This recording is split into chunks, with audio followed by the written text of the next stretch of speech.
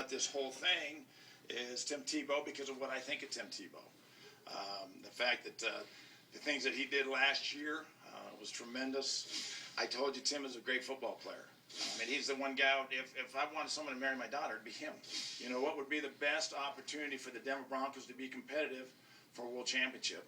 And Peyton Manning was that. All right, we're going to focus on if I had to pick anybody to marry my daughter, it would be him.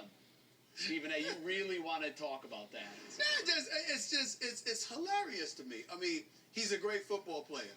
If I wanted somebody to marry my daughter, it would be him.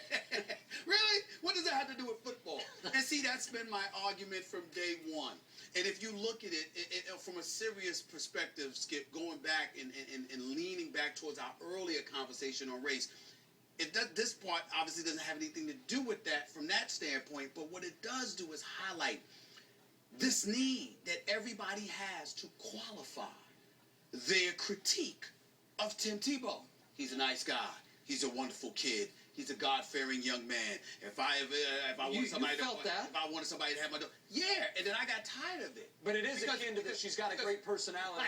It is, no question, no doubt about it, no doubt about it. Because that's the problem, and that also lends itself, Skip, towards the shrapnel of criticism that he gets and some of the vitriol that you've been hearing. Because everyone notices those qualifiers that have to be thrown out for him, and they resent it because they're like, how come we can't just say he's a good player or he's not? How come we have to throw out all of these qualifiers?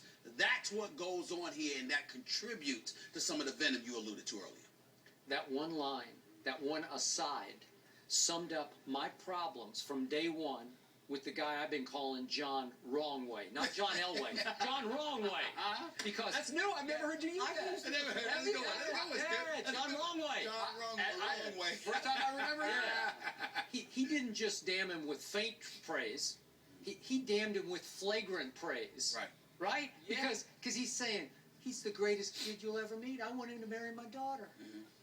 But that's all. That's what he thought of him from the start. That's why I kept saying, unleash him. But I'm saying to you, it's justified because John Elway is basically saying this is a no-brainer. We had to do this. We have a real quarterback in here now, and the combination of John Elway's comments combined with Willis McGahee, and I told you, remember I told you during the year, I didn't care what they were saying about Tebow. None of them really believed in him. What happened? The minute John Elway is acquired, he hasn't even been traded yet, and everybody's still saying, you see what they're saying about him? Because they know, Skip, they know what I know. But this is why we had Woody Page and Rick Riley on there saying, "Oh, Elway's buying in. He's come around." Woody Page No.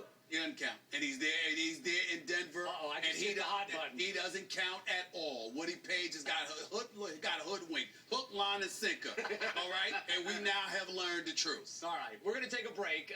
When we come back.